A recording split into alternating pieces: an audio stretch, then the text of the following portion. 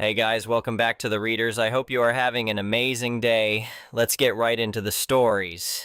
The first one is an entitled people story. Imagine your neighbor illegally builds on your land, then has the nerve to send you a letter forbidding you from setting foot on his property.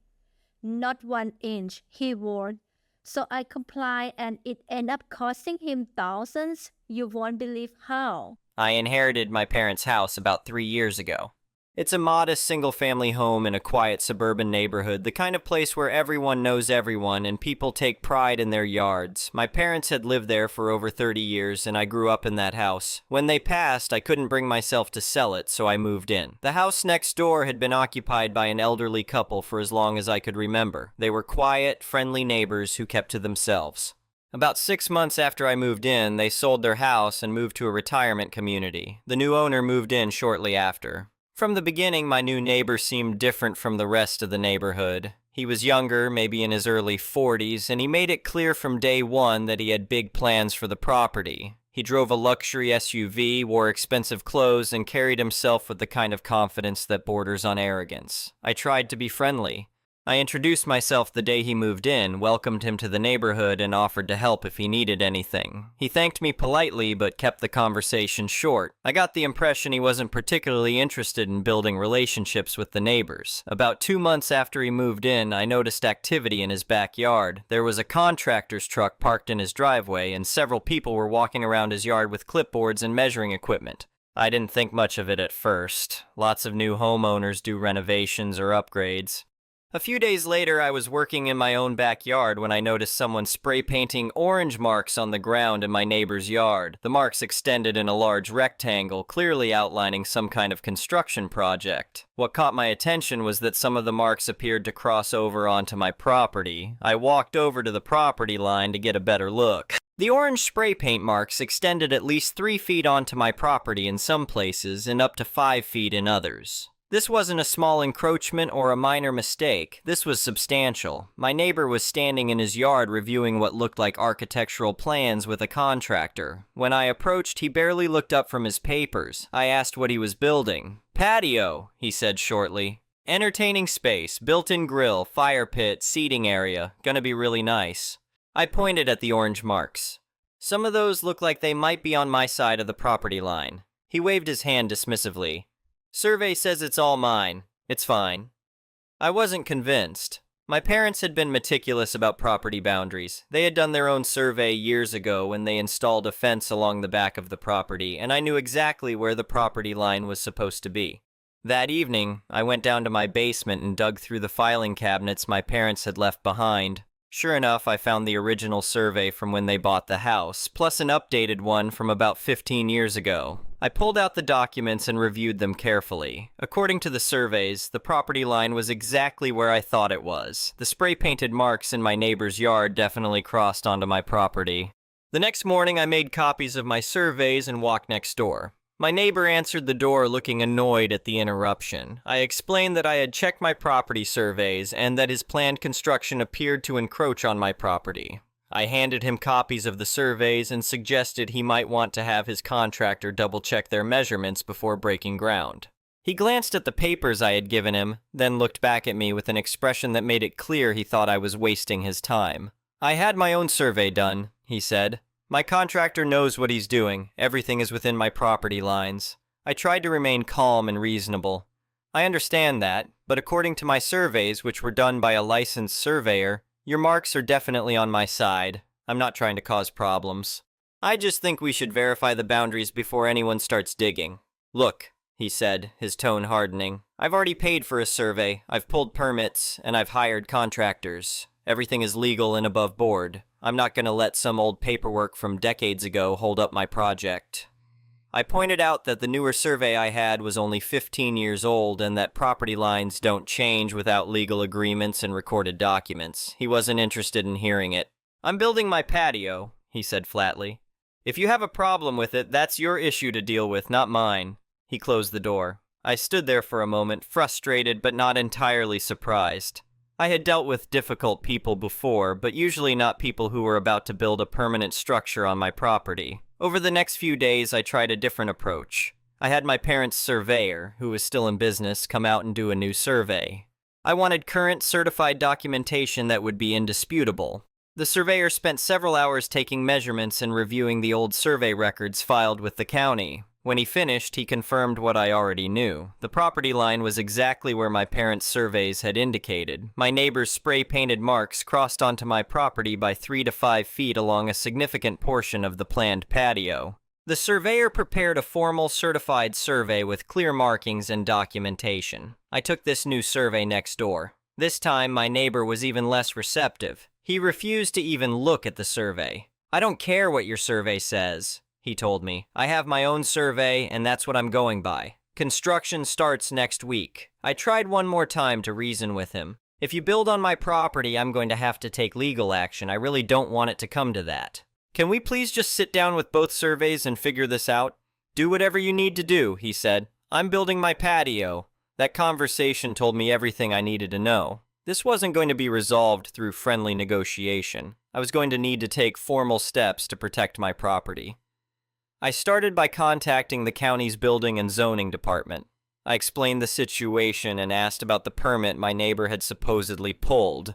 The county confirmed that yes, he had a valid building permit for a patio, but they also explained that the permit was issued based on the information he provided. If the construction was actually encroaching on a neighboring property, that would be a violation. I submitted a formal complaint to the county and provided them with copies of my certified survey. They told me they would send an inspector out to review the situation before construction began. 2 days later, a county inspector showed up. I saw him walking around my neighbor's yard with a measuring tape and a clipboard, checking the spray-painted marks against the property boundaries. My neighbor came out and spoke with him for several minutes. From my window, I could see the conversation getting heated. About an hour after the inspector left, there was a loud pounding on my door. I opened it to find my neighbor standing there, his face red with anger. "You called the county on me?" he demanded. "I filed a complaint, yes," I said calmly. "Your construction plans encroach on my property." "You're being ridiculous," he said. "You're going to delay my entire project over a few feet of dirt?" "It's not a few feet of dirt," I replied. "It's my property. You can't build on it without my permission, and I'm not giving you permission." He stepped closer, and I could see he was struggling to control his temper. "You're making a big mistake," he said. "You really want to go to war over this?" "I don't want to go to war over anything," I said. "I just want you to respect my property boundaries. Build your patio on your own land and we won't have any problems." He stared at me for a long moment, then turned and walked away without another word. The next day, the county inspector returned and placed a stop work order on the property. He issued it on the spot, citing the property line dispute and the need for boundary verification before construction could proceed. The bright orange notice was posted on my neighbor's front door and on stakes around the construction area. My neighbor was furious. That evening, I found a note taped to my front door. It was from him, handwritten and brief. It said that I was being unreasonable and petty, that I was costing him thousands of dollars in delays, and that he would be pursuing legal action against me for harassment and filing a false complaint. I kept the note. I was keeping copies of everything at this point. 2 days later, I received a letter from his attorney. It was the first of what would be several legal threats. The letter claimed that my complaint to the county was baseless, that I was interfering with my neighbor's legal right to improve his property, and that if I continued to obstruct his construction project, he would sue me for damages. I took the letter to a real estate attorney I found through a referral. The attorney reviewed all my documentation, the surveys, the county complaint, and the letter from my neighbor's attorney. "You're in the right here," my attorney told me. "Your surveys are properly certified, and if he's building on your property, he's trespassing. His attorney is trying to intimidate you into backing down." "What should I do?" I asked. "Document everything," he said. "Take photos, keep copies of all correspondence, and don't back down. If he starts construction despite the stop work order, let me know immediately." I followed his advice. I set up a camera in my backyard that had a view of the property line and the construction area. I wanted a record of everything that happened. The deadline on the stop work order required my neighbor to provide proof that his construction would not encroach on my property. He had 30 days to submit corrected plans or provide survey evidence that his original plans were accurate. The deadline came and went with no action from my neighbor. The stop work order remained in place for several weeks. My neighbor had to submit corrected plans to the county showing the patio within his actual property boundaries. However, instead of actually following those corrected plans, he paid the fines associated with the violation, got the stop work order lifted by claiming he would comply, and then just built it the way he had originally planned anyway. By the time the county could send another inspector out to verify compliance, the patio was already complete. They issued another violation, but the damage was done. I watched it happen. The construction crew showed up early one morning and started work immediately. By the end of the first day, they had laid the groundwork for a substantial portion of the patio. By the end of the week, the encroachment was undeniable. The patio extended onto my property with a beautiful stone surface, decorative borders, and the beginning of what would be a built-in grill station. I documented everything with photos and videos. I had clear evidence of the encroachment at every stage of construction. My attorney had warned me this might happen. Some people think it's easier to ask forgiveness than permission, he had said. They figure once it's built, you'll be less likely to push for removal.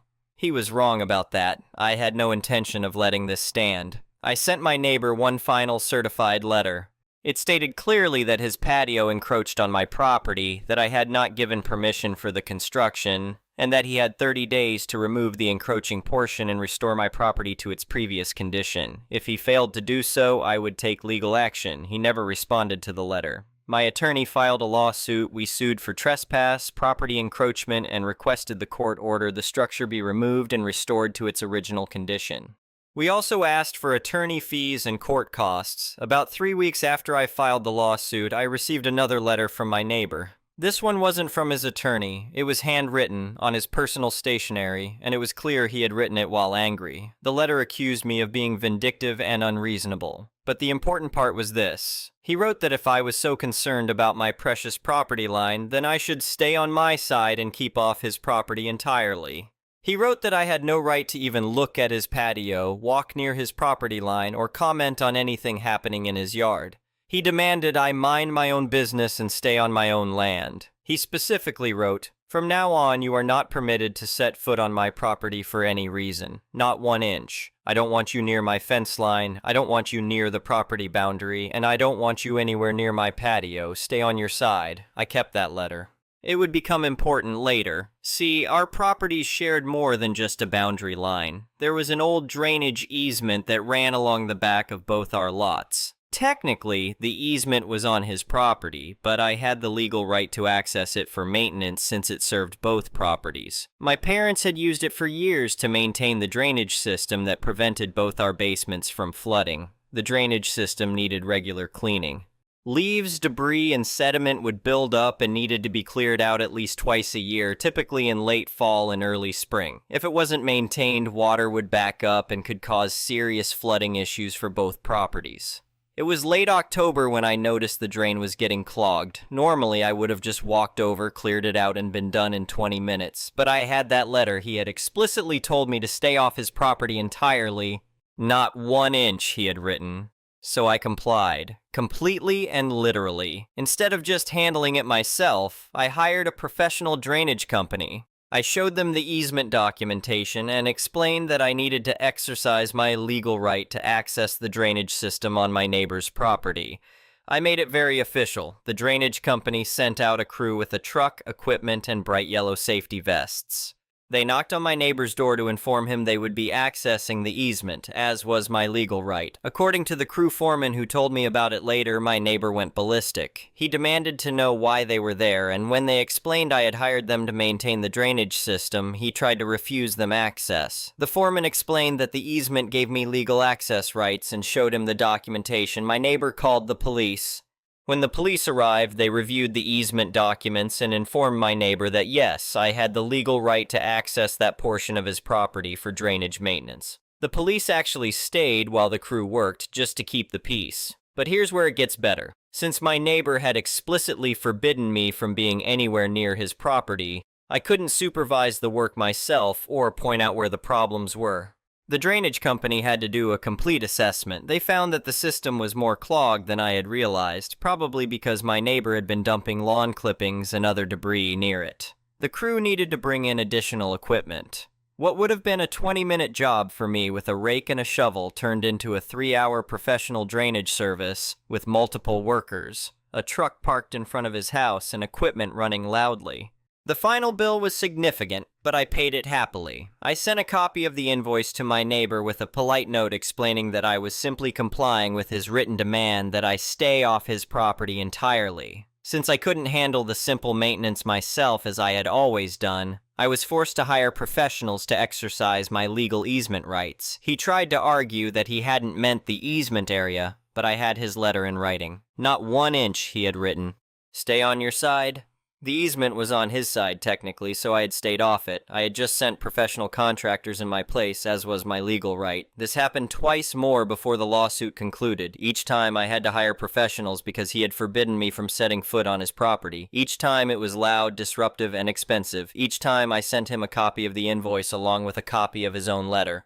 The second time he called me screaming about it, I calmly explained that I was simply following his explicit written instructions. He had demanded I stay off his property, so I was. I was complying with exactly what he had demanded. If he wanted me to go back to handling the simple maintenance myself quietly and quickly, he was welcome to rescind his prohibition in writing. He never did. Pride wouldn't let him.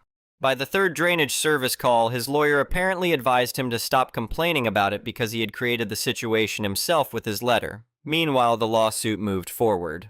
During the lawsuit, my attorney served him with interrogatories and requests for documents. He had to answer questions under oath and produce any surveys, permits, and planning documents he had. That's when we discovered some interesting things. It turned out my neighbor had never actually gotten a survey done before construction. The survey he had referenced in our conversations didn't exist. He had relied on the property description in his deed and his contractor's rough measurements. Neither of those things constituted an actual boundary survey by a licensed surveyor. He also admitted in his responses that he had been aware of my objections before construction began, but had decided to proceed anyway. He claimed he believed my surveys were incorrect and that he was justified in moving forward with his project. This was all helpful for our case. It demonstrated that he had knowingly proceeded with construction despite being informed of the boundary dispute, and that he had done so without proper verification of the property lines. During that time, my neighbor completed his patio. It was actually quite nice, with expensive materials and professional craftsmanship. I heard through neighborhood gossip that he had spent over $40,000 on the project. That number would become relevant later. The lawsuit took nearly 8 months to work its way through the court system. There were motions, hearings, and eventually a trial date was set. My attorney was confident we would win. The evidence was overwhelmingly in our favor. About 2 weeks before the trial, my neighbor's attorney reached out to discuss a settlement. They offered to pay me $5,000 if I would agree to let the patio remain and grant a permanent easement for the encroaching portion. I refused. This wasn't about money. This was about someone who had ignored my objections, disregarded property boundaries, and built on my land despite multiple warnings. I wanted the encroachment removed. We went to trial. It was a bench trial, meaning the judge heard the case without a jury. My attorney presented our surveys, the documentation of my complaints and warnings, the county violations, and the photographs showing the clear encroachment. My neighbor's attorney tried to argue that the encroachment was minor and that removing it would be unnecessarily destructive and wasteful. They argued that I should be compensated with money rather than removal and that the court should impose a mandatory easement. The judge wasn't persuaded. He reviewed the surveys, noted that I had made multiple good faith attempts to resolve the issue before construction began, and found that my neighbor had proceeded with construction despite having clear notice of the boundary dispute. The judge ruled in my favor. The order was straightforward. The neighbor had 30 days to remove the portion of the patio that encroached on my property and restore the land to its previous condition. If he failed to comply, I would be authorized to have the work done myself and seek reimbursement for the costs. The judge also ordered him to pay my attorney fees and court costs. I expected my neighbor to comply immediately. Instead, the 30-day deadline passed with no action. The patio remained exactly as it was. My attorney filed a motion for enforcement. The judge issued another order, this time with a warning that continued non-compliance could result in contempt charges. He gave my neighbor another 14 days. Those 14 days passed. Still nothing. At that point, my attorney advised me that I had the right to hire contractors to remove the encroachment myself and then seek reimbursement from my neighbor. The court order authorized this. I got estimates from 3 different demolition companies. I chose one that could do the work quickly and cleanly. They would remove only the portion of the patio that encroached on my property, cutting along the exact property line. I scheduled the work and had my attorney notify my neighbor's attorney of the date and time. I wanted everything documented and by the book. On the scheduled day, I took the day off work to watch. The demolition crew arrived with jackhammers and other equipment. They had a copy of the survey and knew exactly where to cut. My neighbor came outside when he heard the equipment starting up. He stood in his driveway watching, his expression a mix of anger and disbelief. He didn't try to stop them. I think he knew at that point that he had lost. Watching them tear up that expensive stonework was oddly satisfying. The crew worked methodically, following the property line precisely. The built-in grill station he had installed was positioned partially on my property, so it had to be completely removed since there was no way to cut it in half. That alone probably cost him several $1,000s since it was custom built with gas lines and everything. By the end of the day, the encroaching portion of the patio was gone. There was a clean-cut line running through what had been a beautiful entertainment space. The remaining portion on his property looked ridiculous and incomplete. The symmetry was destroyed, the flow of the design was ruined, and there was now an abrupt edge where expensive stone ended and raw dirt began. The demolition company bill came to just over $8,000. My attorney filed for reimbursement, adding it to the judgment we already had for attorney fees and court costs. The total judgment against my neighbor was now substantial, somewhere in the range of $30,000 when everything was added up. My neighbor refused to pay. My attorney had to file for a writ of execution and pursue collection. We placed a lien on his property. My attorney informed me that after he continued to refuse payment, we had to file for wage garnishment. I don't know all the details of how that worked on his end, but eventually the money started coming in installments, presumably from his paycheck. The ruined patio sat there for months. He made no effort to repair it or restore his side to any kind of usable condition. It just sat there as an ugly reminder of the whole situation. About 8 months after the demolition, a for sale sign appeared in his yard. I wasn't surprised.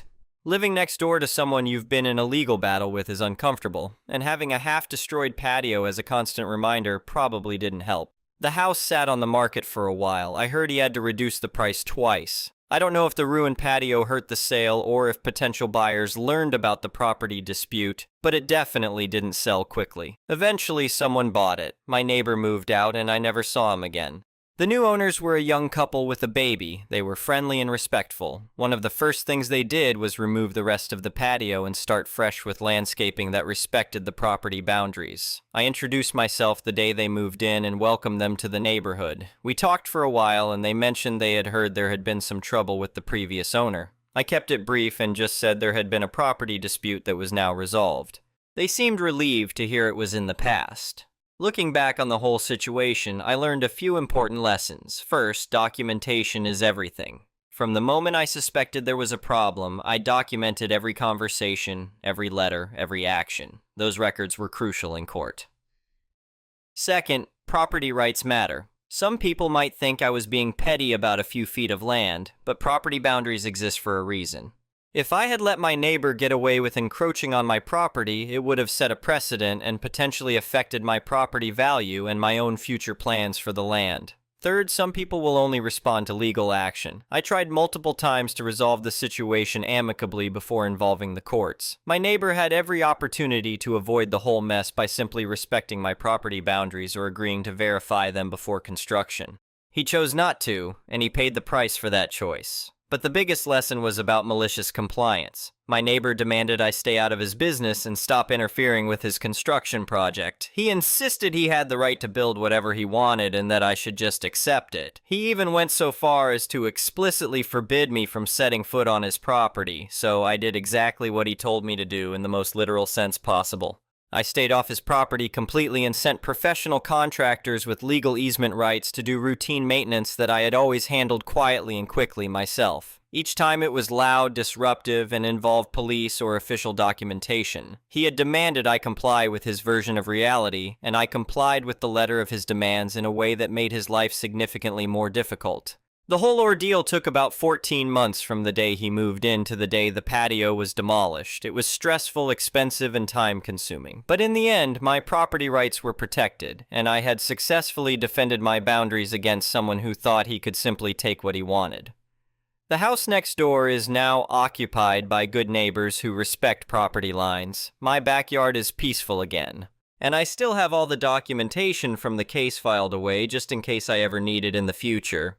Sometimes standing up for yourself is difficult and uncomfortable. Sometimes it means going to court and fighting battles you'd rather avoid. But sometimes it's necessary. And sometimes, when it's all over, you realize it was worth it. The next one is a malicious compliance story. I work a behavioral healthcare agency. At the time this occurred, there were 14 therapists who reviewed paperwork from various psychiatric facilities. I'm the receptionist. I used to greet everyone that came, and we'd have a wee chat, then get on with our work. Many had told me they enjoyed my cheerful attitude and hoped I never lost that happy spirit. At that time, director of my office singled me out on how she treated me. One month she was super cool and we got along great. The next month she'd be on me about every little thing I did. I didn't know what to do. One day she called me to her office and said I was being too social, talking too much with coworkers, not getting my work done, not true, etc. I needed to limit my conversations to just greeting people and leave it at that. I looked at her, saying I would do exactly as she said. No more socializing. Hand out assignments. Say what it's for and go back to my desk. She smiled, telling me that's what she wanted. The next morning I smiled and greeted people, then I put my head down and went back to work. When I would go to their offices and hand out assignments, they would start to chat. I'd stop them, apologize telling them I had to get back to my desk. I'd get an odd look and a nod. This went on for several days. The following week, they started coming up to my desk, individually asking how I was doing. I seemed distant. If I had any problems, I could talk to them as their door was always open. I smiled, thanked them for their generosity and thoughtfulness, but I was fine and had to get back to work. As I mentioned, this went on every day for a week. The following week, the director called me into her office and asked what was wrong. I smiled and said nothing is wrong. I'm doing my work and it's on time, clinicians are getting their assignments, and I'm keeping the chat to an absolute minimum. Like you wanted. She looked at me and said the clinicians were concerned about me as I haven't been talking to them. They feel I might be going through some kind of depression and they told me their door is always open. She didn't say anything at first, then she told me just keep the chats to a few minutes. I told her no problem. The next one is an entitled parent story. This post will be about my mom's tendency to try to make everyone think the exact same thing she does, then play victim if they do not, among lots of other things she does. Anyway, I am 16 years old and female. I live in a state in the southern part of America in a big city. My family and I moved to this state back in September 2023 and have been here since. Before that, we lived in the Midwest in a town with no more than 4,000 people. So the difference was definitely noticeable, going from 4,000 people to 1.9 million. For a while, things were fine. Granted, my experience here has been lackluster. I like the state, I just do not like my situation in the state. But whatever. Cut to around mid-2024 when my mom randomly decided she hated this state. Out of nowhere, she started rambling to me and my siblings about how much she hated everything about it. None of us agreed because we had actually enjoyed living here. So after seeing that none of us agreed with her, she decided to stop driving entirely. She refused to even drive my older brother to work, which was 3 minutes down the road. We had moved to this state for my dad's job. He was making more money than he ever had, but the unfortunate part was that he would not be home as often. He is typically only home on weekends. Once my mom stopped driving, my siblings and I stopped being able to go to events and do all sorts of things. We were limited to only going places on weekends. In 2023, my mom had also decided to pull me from school and force me and my brothers to homeschool. That has been one of the worst experiences of my life. Her reasoning was things like, public schools will indoctrinate you, among other things. So there went any and all of my social life. No school, no getting to go anywhere. It took a year of me trying to make friends and failing miserably over and over for her to even notice. She did not even come to the conclusion that I did not have friends, and still do not. Until I had to tell her myself. Her reaction was almost exactly along the lines of, okay, you're just mature for your age. You don't need friends. So she stopped taking my siblings and me to events, stopped driving, pulled us out of public school, and started resenting my dad for having a job. I could go on and on because there is so much more. She also treats me like the little babysitter who is constantly in charge of watching my younger brothers. The 2025 school year rolled around, and I asked my mom if I could take driver's ed. She immediately shot that down and said absolutely not. She said she did not want me driving in this state, and that was final. Cut to now, when I could have had my license by this point if I had been allowed to take that class. I just want to get out of the house and do things, but she has forbidden me from any form of driving. On top of that, she has also prohibited me from getting a job because she feels I do not need one as a woman. According to her, I need to focus on learning how to cook and clean and the whole outdated deal. Now she has become freaked out by everything all the time. Everything is a conspiracy to her. I cannot even bring up getting our rescue dog a DNA test to find out her breed, mostly as a joke, before my mom immediately twists it into some government mind control thing. She is 100% adamant about running away, living under the radar, and going off the grid. She is also demanding that her kids come with her to save us from the end of the world. Anytime I mention my desire to go to college, she shoots it down and demands that I go with her to live on a farm and be uncontrollable. I do not want children. Her having 2 more kids when I was 10 and me having to help raise them destroyed any desire I ever would have had. But with her, everything is, when you have kids, every time I tell her no, she lashes out at me. The government hates when you have kids. You have to, at least 5 kids. I am a career-first person. Kids will never give me any ounce of satisfaction. I also fall under the asexual umbrella, which she hates me for. You're just being dramatic. Anyway, back to her hating the state. My brother and I have been wanting to do things like go to a semi-local pool or go to the park. Every time we bring it up, she screams at us, "No, the crime is too high, you'll get shot." Or, "Your dad moved us here, it's his fault." She does not even let us go get the mail most of the time. I am barely permitted outside the house. Everything we bring up is negative to her. "Hey, Mom, can we go to this thing this weekend?" "No, you'll get killed. You really think the homeless people wouldn't kill a child the first chance they get?" That is a real thing she has said. Everything is constantly, "I hate this state," with her. When we do not agree, she either screams at us and says we are too naive, gives us the silent treatment sometimes for up to 4 days straight, or punishes us for not agreeing. There is talk of her moving to an off-the-grid farm when I graduate, and all I want is to be able to take my brother, who is 14, with me to college so he is not subjected to her insanity. But that just cannot happen. Even when we say we do not agree, she will call my dad and scream at him that we are all 100% on board with moving. None of us want to, but she cannot stand to hear anyone else out. It is her way or the highway. If anything, I love this state more than I used to. I miss my old home, but I live here now and I have accepted that. I cannot deal with her constant negativity anymore. It is affecting everyone. I veered off track from the point of this post a bit, but in short, my mom is constantly screaming about her hatred for the state we live in and is penalizing everyone else for it. Anyway, thank you for watching.